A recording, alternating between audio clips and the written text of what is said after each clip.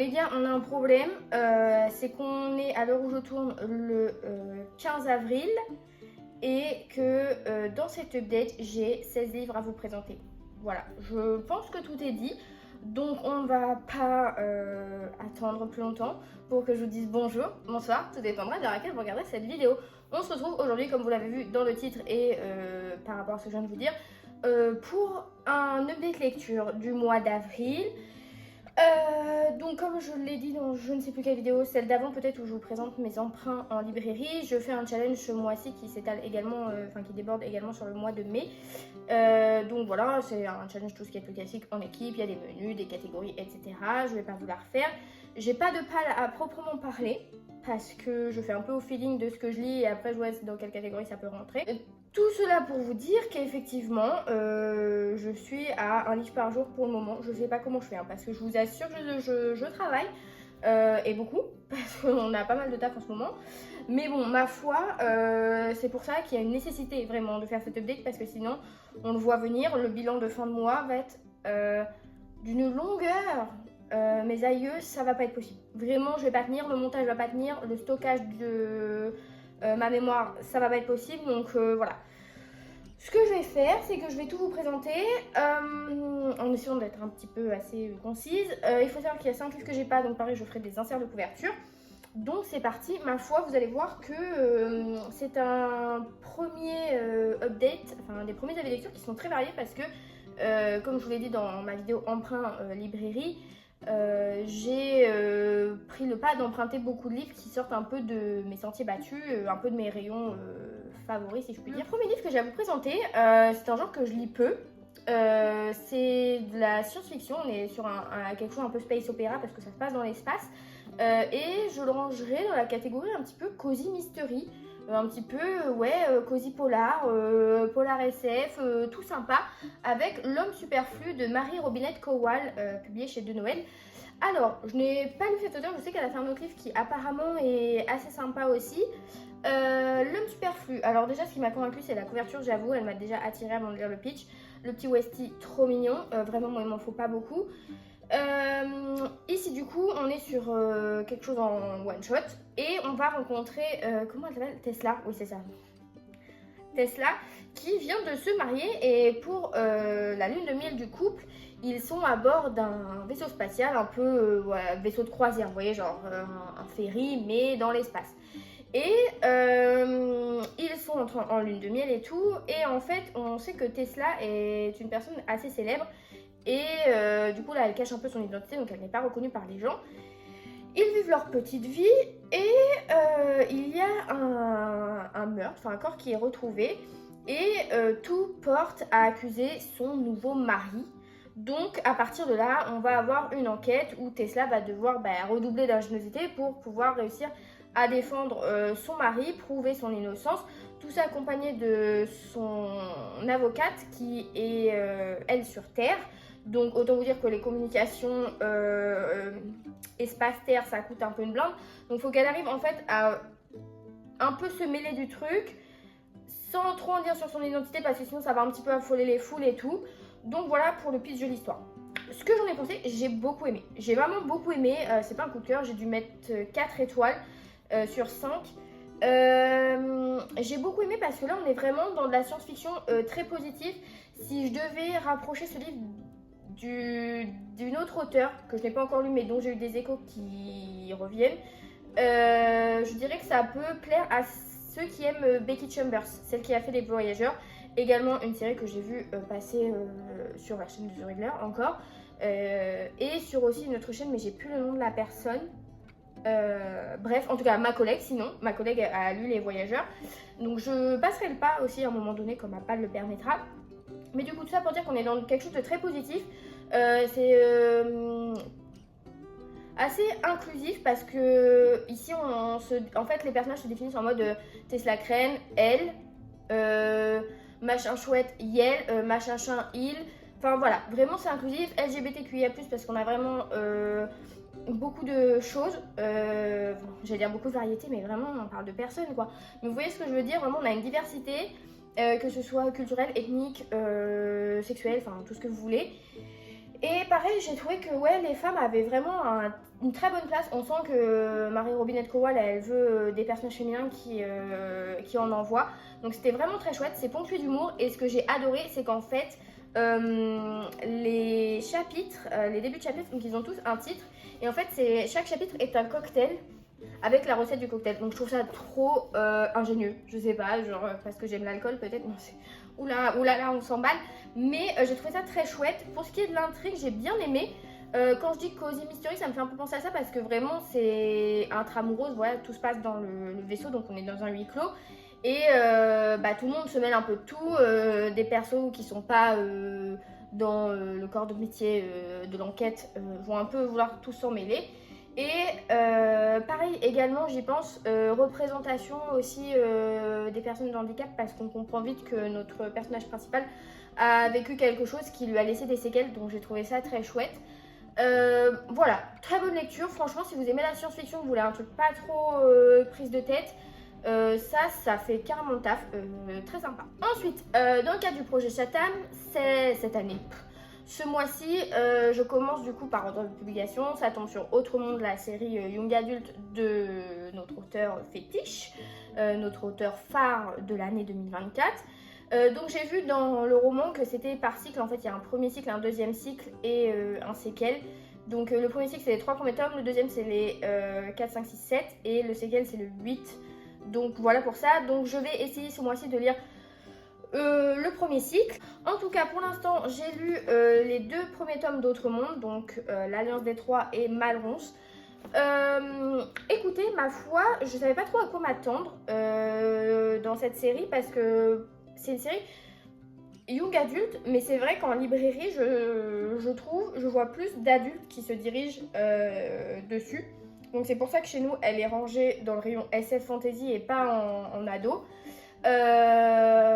Après, ça peut totalement convenir à un adolescent à partir de 13 ans. Vraiment, il n'y a rien de choquant, il n'y a rien de...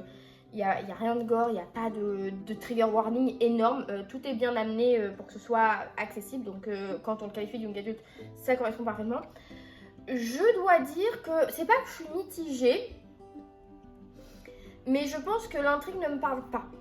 Donc, pour résumer, ici on rencontre Matt, qui est un jeune garçon de 14 ans qui vit à New York, il me semble. Et il se passe des événements bizarres. Et un soir, il y a une énorme tempête, un énorme orage. Il y a des éclairs un petit peu bleutés, un petit peu bizarres. Et quand en gros il assiste à ça et qu'il se réveille, les adultes ont disparu. Ou en tout cas, ceux qui restent, eux, sont devenus un petit peu pas très sympas. Donc en gros, on se retrouve dans un monde où les enfants et les adolescents sont livrés à eux-mêmes. Et on va suivre Matt et son ami Tobias qui vont partir à la recherche de semblables, de réponses. Que dire Il y a un petit côté fantastique forcément.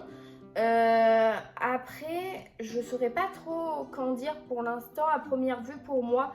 Est-ce qu'on parle d'extraterrestres? Je ne sais pas. Mais il est vrai que moi, ce côté un petit peu extraterrestre, c'est quelque chose dans lequel j'ai du mal à me projeter au niveau des intrigues, je sais pas pourquoi. Pourtant, j'ai vu des séries plus rocambolesques que ça. Hein. Mais c'est vrai que même dans la 5e vague, c'est un côté qui me perturbe un peu. Donc voilà pour ça, comme élément qui me dérange. Mais sinon, j'avais peur de pas aimer les personnages parce que ce sont des adolescents. Et ma foi, j'aime plutôt beaucoup Matt. Je le trouve vraiment très sympa. Tobias aussi, Ambre qui est l'autre membre de l'Alliance des Trois, on le comprend vite, hein, je spoil rien. Mais pareil, est sympathique, c'est pas une mise je sais tout pénible.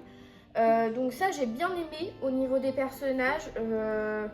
Après c'est vrai qu'ils ont 14 ans et des fois j'avais l'impression qu'ils avaient une mentalité de 16-17, mais bon, concours de circonstances, ils sont livrés dans un monde un peu bizarre, cataclysme, fin du monde, etc. Ok. Donc j'ai bien aimé le premier tome, j'ai passé un bon moment, ça m'a... Voilà, j'étais intriguée de lire la suite. Le deuxième j'ai un peu moins aimé parce que justement il y avait ces éléments un petit peu... Peut-être pas trop fantastiques, c'est pas ce que je veux dire, mais il y a des choses qui me paraissaient un petit peu rocambolesques et qui m'ont un peu plus laissé de marbre. Après, voilà, j'ai mis 2,5 sur 5, j'ai mis la moyenne aux 2. Voilà, j'ai passé un bon moment, donc je vais poursuivre parce que vraiment l'écriture ne me dérange pas, il n'y a rien qui me choque. Pas de gros trigger warning, on a des beaux messages à faire passer, on a de la représentation de personnes de couleur. Enfin, voilà, il n'y a pas de choses qui m'ont dérangée à proprement parler. C'est pas comme des fois on peut lire certaines séries et se dire que ça a mal vieilli. Là, pour moi, c'est sorti en 2006 ou 2007 ou 2008, bref, dans ces eaux-là, avant 2010. Et je trouve que ça a bien vieilli. Enfin, il y a rien qui me fait tiquer en 2024 qui pourrait me faire tiquer en 2024. Vous voyez ce que je veux dire? Donc voilà pour ça. À suivre, je pense que cette semaine je lirai le 3 pour au moins être sûre d'avoir cela pour l'épisode du projet Chata. Je suis curieuse de voir où tout ça va nous mener parce que je pense quand même qu'il y a peut-être une double lecture possible. Je pense que si quelqu'un de 13 ans le lit, il n'aura peut-être pas la même compréhension que moi, mon grand âge ou un adulte à un âge plus avancé. Voilà. Donc je mets ça entre parenthèses. Je poursuivrai et je verrai où ça nous mène. Ils n'ont pas attendu longtemps sur la pile à lire. Ils ont été dévorés vraiment dans les 4 premiers jours du mois d'avril. Je parle bien sûr de nos merveilleux tomes 9 et 10 de Journal d'un vampire. Je suis donc à jour de ce que j'avais sur mes étagères. On revient de loin parce que j'ai repris à partir du 2. Donc techniquement, il y a 11 tomes officiellement. Il ne me reste que cela à me procurer et à lire pour avoir fini cette série. Écoutez, ma foi, un peu tiré par les cheveux, mais c'est dans cela, voire même peut-être davantage le 10, je les mets dans ce sens-là, mais ce serait peut-être plus logique comme ça, je sais pas, bref, où j'ai vraiment ressenti plus l'ambiance de la série que je connais. Donc voilà, parce que je sais pas, alors oui, j'avais fait une story Insta, je sais pas si la série était sortie, enfin a commencé à être sur nos écrans avant la fin de l'écriture de la série livre. Parce que déjà, je trouvais que sur cette couverture, le personnage représenté ressemble vachement à Ian Somerhalder, donc le vrai démon. Donc, est-ce qu'il y a un lien? Je ne sais pas, je vous avoue, j'ai pas fait de recherche. N'hésitez pas à éclairer ma lanterne si vous savez. Mais voilà, ça n'a pas cassé 3 pattes à un canard, encore une fois, mais ça s'est lu de manière plus agréable que les 5-6 premiers, quoi. Voilà. Donc, ma foi, je lirai le 11, j'aurai le fin mot de l'histoire.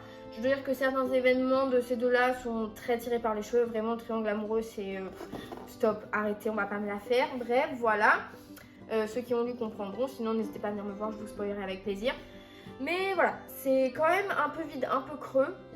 Mais je pense que maintenant, je peux dire qu'il y a quand même pire. Voilà, c'est pas de la grande littérature, c'est pas un chef-d'œuvre. Mais ma foi, ça ne m'a pas fait réduire mon espérance de vie comme d'autres auraient. Je vais vous parler des 5 livres que j'ai pas en ma possession. Parce qu'il y en a que j'ai lus vraiment sur le temps du boulot, donc je les ai pas ramenés. D'autres, je les ai lus chez moi, mais comme j'avais pas l'intention de les acheter, je les ai rebalancés dans les étagères pour pas que ça reste trop longtemps absent. Donc, j'ai lu, ma première lecture du mois, c'était Langdon Abbey. Très belle couverture, tout pour m'attirer. Mais le contenu n'a pas suivi. J'ai été déçue vraiment parce que j'en ai parlé en story Insta, donc peut-être savez-vous déjà ce que je vais dire et vous avez l'impression d'entendre un magnéto en répétition. Mais ici on rencontre une famille qui se retrouve dans un manoir, enfin vous voyez un peu ambiance Casalé, ambiance Villa des Étoffes, ambiance Blackwater, machin. Et on va avoir également un meurtre d'une personne importante. Et du coup, on retrouve un corps. Et certains détails vont faire tiquer. On va dire c'est peut-être pas juste un accident. C'est peut-être pas un suicide, c'est peut-être pas ci, c'est peut-être pas ça. Il y a peut-être d'autres choses derrière. Et donc, on va suivre toute cette famille. Et en parallèle de ça, il y a une épidémie qui commence à faire rage dans le pays, où on commence un peu à être en manque de choses, on ne sait pas trop ce que c'est, les domestiques vont tomber malades petit à petit, enfin voilà. Ça fait penser très ambiance Covid-19 parce que le livre a été écrit à cette période et ça se ressent énormément et je trouve que des fois c'est un peu comme un cheveu posé sur la soupe, enfin c'est un petit peu tiré par les cheveux, ça m'a un petit peu dérangé, mais bon après ça restait assez bien intégré au récit. Ce qui m'a dérangé c'est l'intrigue parce que du coup il y a cette famille. Alors déjà la famille est détestable, vraiment ils sont tous détestables. Autant je l'avais dit par rapport au Casaleo ou dans la Villa aux Étoffes ou quoi, j'aimais des fois les grandes familles, je trouve que le rapport membre de la famille domestique était quand même assez agréable. Enfin, c'était pas dédaigneux. on les prenait pas pour de la merde. Enfin, quand on avait un reproche à le faire, c'était fait avec tact, vous voyez.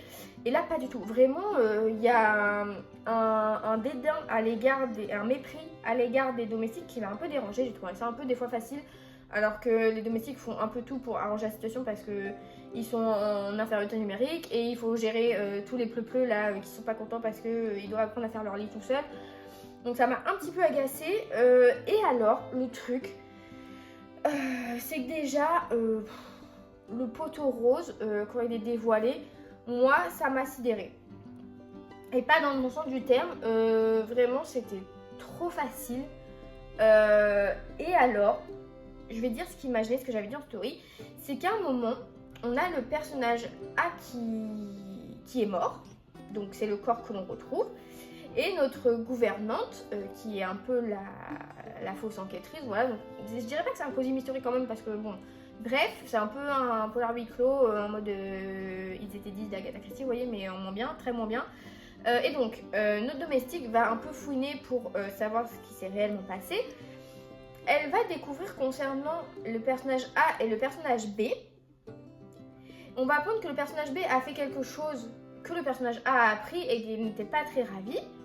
Et donc elle va apprendre ça. Elle le sait. C'est pas la seule à le savoir, il y a aussi une autre personne qui le sait. Et à un moment, notre personnage B va avoir disparu. On comprend assez vite si on ne sort pas de Saint-Cyr, enfin il n'y a pas besoin quoi. Et on va reprocher en fait au personnage B d'avoir fait quelque chose que le personnage A fait également en fait. Et on le passe sous silence. Et quand on se rend compte du truc, bah, notre gouvernante là, elle va pas dire oui, enfin bon, les gars, ok, A fait ça, mais B aussi. Donc la pierre, elle est achetée aux deux. Non, vraiment, on jette la pierre que à l'autre personne, qui évidemment est une femme. Voilà, donc je dis ça, mais bref, ça m'a un peu saoulée. Vraiment, ça m'a saoulée parce que tout aurait pu être réglé comme ça. Et je sais pas ce que l'auteur a fait. Elle était vraiment trop focus sur le Covid, j'en sais rien, mais c'était vraiment malmené. Donc très décevant, très décevant. Donc je ne vous le recommande pas. Voilà, que je vous recommande pas forcément, c'est La librairie ambulante de Christopher Morley, je sais plus, vous verrez sur la couverture. Pareil, couverture qui m'a attirée, très sympa. C'est un livre assez court, vraiment, il faisait même pas, je sais même pas s'il faisait 300 pages, il devait en faire 250 je dirais. Où là on rencontre une jeune femme, alors j'ai plus son nom, j'ai pas le bouquin. Bref, elle vit et travaille dans une ferme avec son frère qui lui est devenu auteur à succès un peu, donc des fois il est en voyage et tout, etc. Donc elle reste à la ferme, elle fait ce qu'elle a à faire. Et un beau jour, un monsieur vient toquer à sa porte avec une carriole, enfin une calèche aménagée en librairie ambulante. Et il vient pour... parce qu'il a envie de prendre sa retraite et comme l'auteur, enfin le frère est auteur et que donc bah, forcément il aime bien, il dit il pourrait lui revendre son affaire et machin, l'autre serait proche de son public, blablabla. Concours de circonstances, il s'avère qu'au final c'est notre charmante personnage principal qui va se retrouver à acheter cette librairie ambulante et à partir de sa ferme parce qu'elle se rend compte qu'enfermée là, à part faire des miches de pain, elle vit rien alors que son frère lui il est tout le temps barré pour faire des trucs et quand elle revient il donne des ordres, donc monsieur Mollo. Et du coup, elle part avec ce monsieur et ils vont un peu vaquer à travers le pays pour qu'elle apprenne un peu le métier, etc. Il va se passer des petites péripéties. C'était sympa, mais je trouvais que c'était, je sais pas, c'était un peu rustre, un peu rapide. On n'est pas trop penché sur le côté échange entre, vous voyez, vendeur-client. J'ai pas fait, il y avait beaucoup ce truc de je conseille des livres. J'essaie de trouver le livre qui va vous convenir. C'est un peu en mode coucou, je suis là, j'ai des livres, ils sont pas chers, il y en a bien qui va vous plaire. Et puis ah bah merci, au revoir. Donc voilà, j'ai trouvé que c'était un petit peu, que ça manquait un peu de fond, un peu de corps. Donc c'était dommage. Voilà, je pense que pour l'instant, c'est les deux lectures qui m'ont un petit peu laissé de marge. J'ai également lu en SP parce qu'il sortait la première semaine d'avril. Donc je voulais avoir un avis et tout parce que le repris nous avait rendu ça en mode ouais c'est la super nouvelle série de chez Ozu, nanana. Il y a une version brochée, il y a une version reliée. Alors bon, une version reliée pour les 9-11 ans, je vois pas trop l'intérêt quand c'est à 25 balles, bref, c'est un autre débat. Et donc c'était le tome des Whisper Weeks. Donc Déception aussi en fait, après, c'est pas après coup, mais déception aussi. Je pense que ça aurait pas été un SP où je l'avais dans le challenge, je l'aurais abandonné. Ici, on va rencontrer Benjamia, qui est un jeune garçon qui vit dans un petit village, voilà, tout ce qui est plus simple, pas trop remarqué et tout. Et puis un jour, il va recevoir un mystérieux colis avec une mystérieuse poupée dedans, et il pense que c'est ses parents parce que ses parents sont en voyage, donc il pense que lui il est avec ses grands-parents, ou juste sa grand-mère, je sais plus, bref, qui tient une librairie, et donc il reçoit ce colis, donc il pense que c'est ses parents. Et à partir du moment où il a la poupée, il se passe un peu des choses bizarres la nuit, il a l'impression que la poupée se transforme en animal et tout, et trop bizarre. Et donc il essaie de mettre ça de côté, et un soir il va suivre un petit Whisky, la poupée s'est transformée en Whisky. Et il va descendre à la cave et il va atterrir dans un autre village, enfin dans une autre librairie, quand il est dans un autre village, où là il se passe des choses trop bizarres, les gens sont bizarres, vraiment un autre monde. Il va se faire arrêter et va être sauvé un peu, il va se faire sauver les miches par un monsieur qui va l'emmener chez lui, où il va faire la rencontre de la fille de ce monsieur. Il va apprendre qu'il y avait aussi un frère jumeau qui a disparu un mystérieux soir. Et on ne sait pas où il a disparu, et donc sa sœur va vouloir partir à sa recherche parce qu'elle a l'impression que personne ne fait d'efforts pour le retrouver, ni son père, ni les forces de l'ordre. Donc Benjamin va lui dire, bah écoute, je vais t'aider. Et en fait, il s'avère que le monde où il a atterri, c'est déjà une ville où c'est un labyrinthe. Donc en fait, si on s'éloigne trop de chez soi ou selon les rues, etc., on se perd et on devient fou, en gros. Et dans ce monde, il y a de la magie et il s'avère que sa poupée mystérieuse est en fait ce qu'on appelle un écho. Et c'est en gros un petit gris-gris à chaque personne. Chaque personne en a un à sa naissance. Et du coup, c'est un peu l'ange gardien. Enfin, je sais pas comment dire, mais bref, voilà, vous voyez ce que je veux dire. Et donc lui qui n'avait pas du tout de magie, qui ne croyait pas du tout, lui est vraiment très terre à terre, très moi je lis des livres de science parce que les romans d'aventure et tout, ça sert à rien, ça me parle pas dans son monde à lui. Donc bref, voilà, tout se met en machin. Et donc il part à la recherche et j'ai trouvé que ça avait ni queue ni tête. J'ai trouvé que ça avait pas de sens, enfin ça m'a pas du tout transcendé. Ça met longtemps à se mettre en place, donc pour un lectorat jeune c'est compliqué. En gros c'est un mauvais Magic Charlie, mais en gros voilà, il y a Magic Charlie, il n'y a pas besoin des Whisper Wicks, vraiment je vois pas ce qu'il y a de transcendant là-dedans, donc passez votre tour vraiment. Après si vous l'avez reçu gratuit en SP, bah faites semblant d'avoir aimé, peut-être que c'est ça. Et du coup pour enchaîner là-dessus, j'ai également lu Green Wild, le tome 1, donc le monde derrière la porte. Ça c'est mon épreuve non corrigée, donc je vous mettrai par-dessus la couverture définitive du livre. Ici, on va rencontrer Daisy qui vit avec sa maman, et sa maman est journaliste, donc elle est tout le temps en voyage pour faire des articles, etc. Et elle emmène toujours Daisy avec elle. Et un beau jour, elle a un article un petit peu plus pointilleux, un petit peu plus périlleux à rédiger. Elle va devoir se rendre à un endroit plutôt complexe, et elle va dire à Daisy, bah écoute, le temps de mon reportage, tu vas aller dans un espèce de pensionnat, internat, et quand je reviens, on se retrouve, et puis roule ma poule quoi. Et sauf que donc Daisy va aller dans cette espèce d'internat pensionnat là, et le jour où elle doit retrouver sa mère ne revient pas.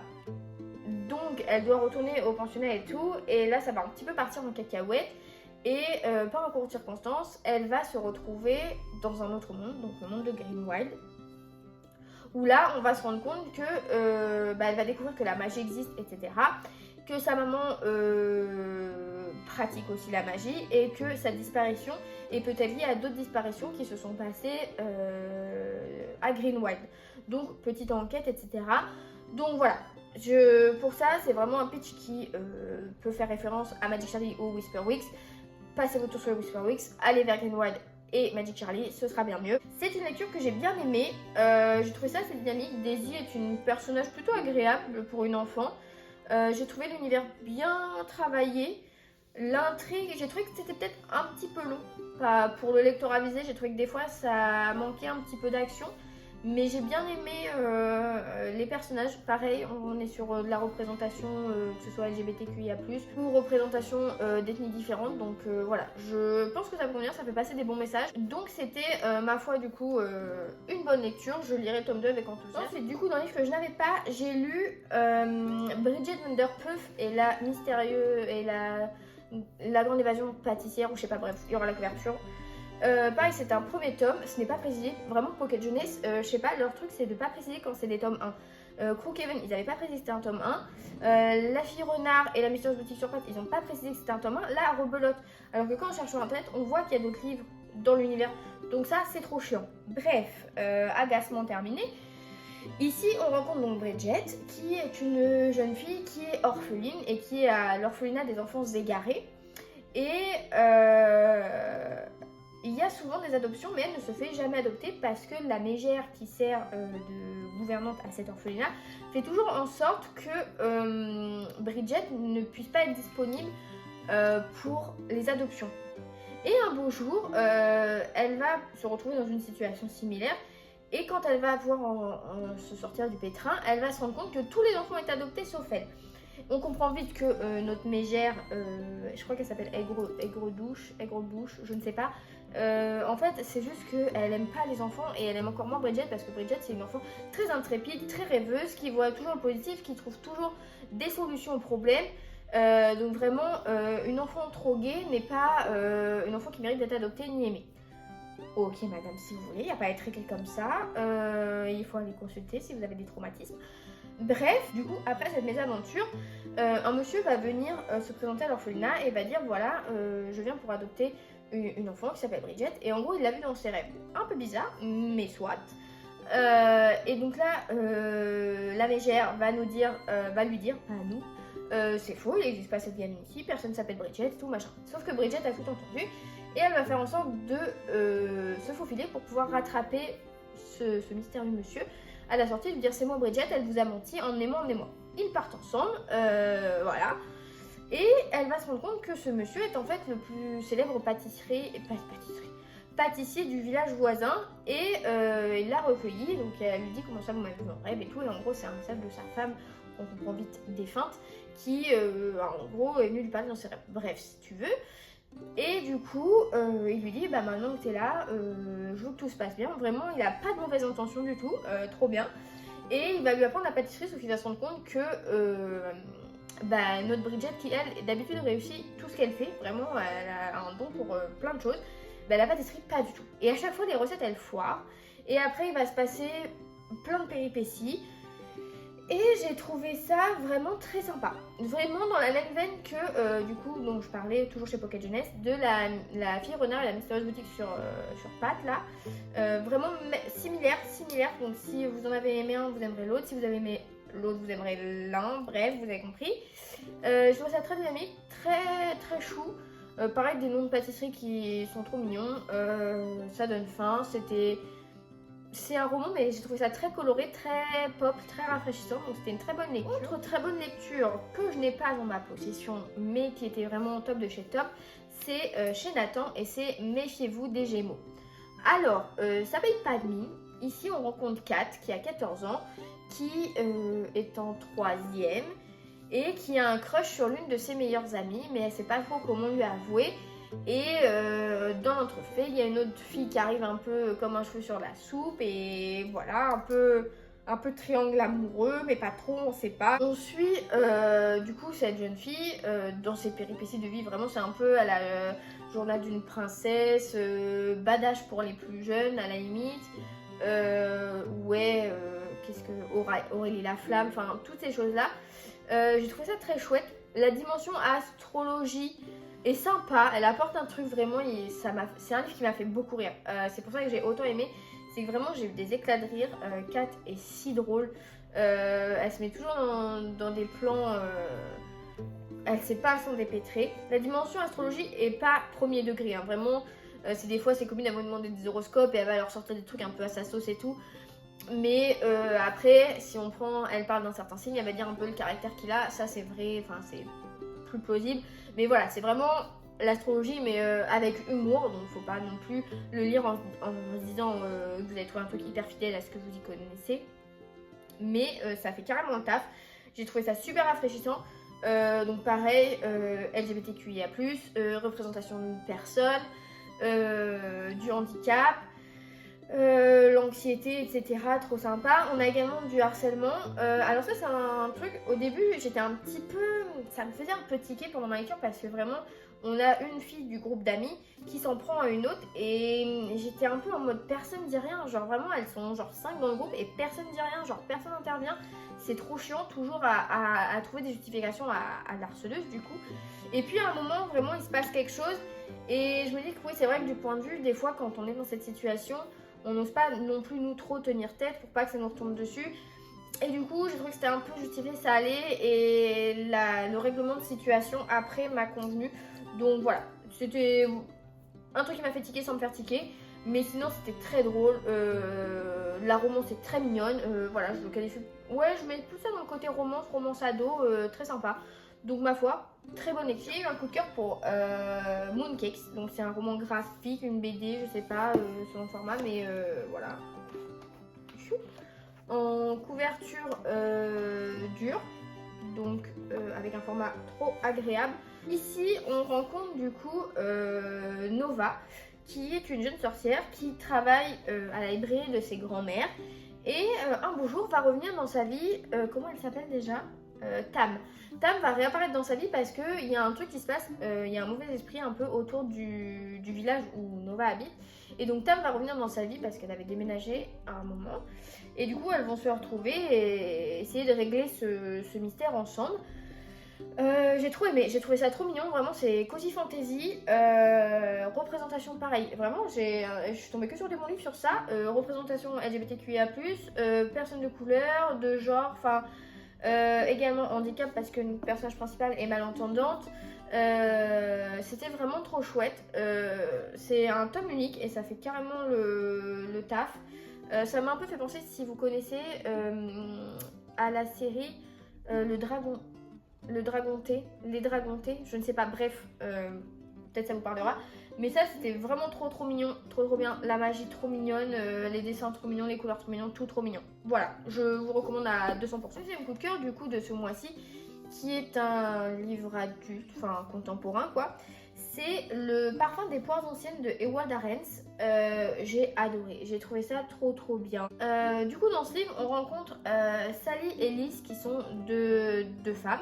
L'une a 17 ans, elle vient de fuguer d'une clinique où elle est parce qu'elle y est pour anorexie et d'autres troubles voilà, mentaux.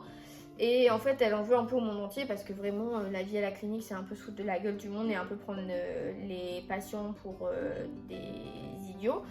Et donc du coup, elle fugue, elle veut plus entendre parler de tout ça. Et à côté, donc on a Liz qui, elle, a plutôt la cinquantaine, qui vit dans une ferme, qui travaille à la ferme, qui fait des récoltes, que ce soit de pommes de terre, de raisins, de pommes, de poires, tout ce que vous voulez. Et un beau jour, en fait, Liz va tomber sur Sally dans un de ses champs et va lui offrir l'hospitalité sans lui poser de questions. Et du coup, de là va se créer quelque chose, un lien entre elles, parce que Sally va se rendre compte que on ne la force à rien, on ne la questionne pas, on la met pas devant ses problèmes en mode oula ça va pas, mange ci, mange ça, enfin voilà, si elle veut picorer elle picore, si elle veut pas picorer elle picore pas. Et pareil, on comprend aussi que Liz, elle derrière, a aussi un passif. Et donc elles vont se complaire toutes les deux. Liz va faire découvrir sa vie et son métier à la ferme à notre jeune personnage qui va y prendre goût, qui va adorer découvrir tout ça. Qui va trouver un sens un peu à une vie qu'elle pensait ne pas pouvoir connaître. Je trouvais que c'était vraiment très chouette. C'était vraiment beau, c'est très bien écrit. J'ai trouvé que c'était solaire, c'était vraiment bien amené. Les sujets traités sont pas, c'est pas dans le jugement. Ça me met pas mal à l'aise, donc je considère pas que c'est du trigger warning à prendre pour elle parce qu'on met pas des gros termes en mode pourquoi t'es anorexique ou ah t'es anorexique. Enfin, il n'y a pas du tout de tout ça, donc je pense que même si c'est quelque chose qui vous concerne ou pour lequel vous avez des troubles, je pense que ça pourra vous apporter que de la positivité. Parce que justement, je pense que vous vous sentirez compris par ce livre. Et j'ai trouvé ça vraiment très chouette. Vraiment, je vous le recommande. En plus, il est sorti en poche. Moi, j'ai le grand format, mais il est sorti en poche là récemment. Donc, j'ai terminé ce matin, tout fraîchement, Des lendemains qui chantent de Alexia Strezzi. C'était une très bonne lecture, sans être un coup de cœur. Je pense que je mettrais 3,5 ou 4. Je pense qu'il rejoindra mes étagères. C'est un livre qui m'a fait penser à Veiller sur elle, donc le Goncourt de l'année dernière. Dans le sens où là on va suivre un personnage et son évolution en fait, toute son histoire. Donc on commence avant la Seconde Guerre mondiale, on est en 1935. Et ça va être la première représentation de l'opéra Rigoletto. Et il s'avère qu'un des personnages va voler la vedette au rôle titre. Et c'est lui qu'on va encenser et tout. Et de là va se décanter du succès, évidemment, bien sûr. Et on va suivre tout ce cheminement. On va suivre ce personnage donc, qui s'appelle Elio. Et on va voir comment il en est arrivé là, parce que est-ce qu'il a eu une vie facile, est-ce qu'il était prédestiné à devenir ce ténor reconnu, on ne sait pas, mais du coup on va en apprendre plus sur lui. On apprend vite, c'est pas un spoil parce qu'on apprend vraiment dans le tout début que c'était un orphelin, et donc du coup comment est-ce qu'il en est arrivé là, à être à Paris alors qu'il est italien de base. Et puis on va suivre forcément, on suit toute sa vie en gros. Donc sur un long laps de temps, une longue période historique, et forcément va arriver la Seconde Guerre mondiale et ce qui en découle, et donc on va suivre ses péripéties. On va également le suivre après la guerre, et donc reconstruction ou non, ou voilà, poursuite de rêve, on ne sait pas. Et j'ai trouvé ça très beau, très poétique, vraiment, ça m'a vraiment fait penser à Veiller sur elle de Jean-Baptiste Andréa, parce que autant dans Veiller sur elle, on était autour de la sculpture, de l'art de la sculpture. Ici, on est vraiment autour du chant, de l'opéra, et j'ai trouvé ça très beau, très bien écrit. Le personnage d'Elio est vraiment très, très touchant, très poignant. J'ai beaucoup aimé le suivre. Il y a une partie où je me suis dit, genre, je dirais vers la fin, où je me suis dit, j'aime. En fait, je vais pas aimer. En fait, j'aime pas, genre, vraiment de souffler, elle retombe. Et après, dans la toute dernière partie, dans vraiment le dernier tiers du livre, on a un regain, un nouveau souffle à l'histoire, et je pense que c'est la partie que j'ai préférée. La fin est vraiment belle, j'ai adoré. Ça m'a émue, à deux doigts de verser une petite larme, mais c'était très beau. Donc voilà, je vous le recommande. C'était vraiment chouette, très agréable à lire. J'ai également lu Le restaurant des recettes oubliées de Hisashi Kashiwai. Ici on rencontre un père et sa fille qui tiennent un restaurant dans une petite rue de Kyoto. Et c'est un restaurant, si on ne le sait pas, on ne le trouve pas parce qu'il n'y a pas d'enseigne, il est très mystérieux. Et il a la particularité, ce restaurant, de pouvoir enquêter sur un plat qui a marqué un client, mais d'où le client n'a plus de souvenirs, enfin il ne connaît pas la recette, il a juste des indices. Et à partir de toutes les petites informations qu'ils vont pouvoir grappiller, ils vont essayer de reproduire en 2 semaines le plat voulu. Et du coup, c'est un livre court. C'est en fait, il y a 6 parties qui correspondent à une recette, donc un client. Et à chaque fois, on a 2 chapitres dans chaque partie. Donc ça se lit relativement vite. On a un premier chapitre avec la rencontre et le recensement d'informations. Et après, on a le chapitre au moment de la réalisation de la recette et de la dégustation par le client. J'ai trouvé ça très mignon. Après, c'est japonais. Enfin, je trouve qu'il y a un truc dans la littérature asiatique on sait que c'en est. Vous voyez, ça m'a fait penser au manga Le Maître des Livres, qui est un peu dans ce style où vraiment on a un client et on s'occupe de lui. Vous voyez, genre là, on a un client, une recette et on s'occupe de lui. C'est pas un roman, c'est pas une histoire en continu. Tout est lié, mais à la fois c'est séparé en épisodes. Donc je sais pas si c'est un truc comme les mangas qui sont épisode par épisode. Est-ce que c'est un truc typique de la littérature des auteurs là-bas, je sais pas. Mais j'ai trouvé ça très chouette. On réussit quand même à s'attacher au personnage, même si à chaque fois les parties sont rapides. Donc je sais je crois qu'il y a un autre tome ensuite. Donc est-ce que c'est une suite directe? Je ne sais pas, mais je pense que je l'aurai avec plaisir. J'ai passé un très bon moment. C'est trop chouette. Et le petit chat s'appelle Roupillon parce qu'il dort tout le temps. Donc c'était archi mimi. Mais voilà, c'est très léger. Ça faisait pas de nœud au cerveau. C'est à la moyenne, même 3 sur 5. Donc voilà, je vous le recommande si vous aimez la culture japonaise et notamment le côté culinaire parce qu'on parle beaucoup d'ingrédients, de recettes et tout, et à la fin on a même un lexique. Donc c'était très cool. Le dernier livre que j'ai à vous présenter, et pas des moindres, je pense que cette vidéo va être aussi longue qu'un bilan normal, c'est catastrophique. Pareil, je finis ce matin comme des lendemains qui chantent, et c'est un petit peu en lien, sans vraiment que ce soit prévu, parce que ça se déroule, pareil, on a un petit peu ce côté Seconde Guerre mondiale. J'ai lu du coup La mystérieuse bibliothèque de Blackwood Abbey. Alors c'est pas le coup de cœur auquel je m'attendais, mais c'est quand même un bon 3,5, 4 étoiles sur 5. J'ai passé vraiment un très bon moment. Il y a vraiment ce côté auquel je m'attendais de Page Turner où vraiment on a envie de savoir la suite, de savoir ce qui se passe. J'avais dit dans ma vidéo empreinte de livre que le résumé m'avait fait penser un petit peu à Rebecca de Daphné du Maurier, parce qu'ici on rencontre une jeune femme qui se voit sans prévenir hériter d'un domaine dans le Yorkshire, donc elle va s'y rendre.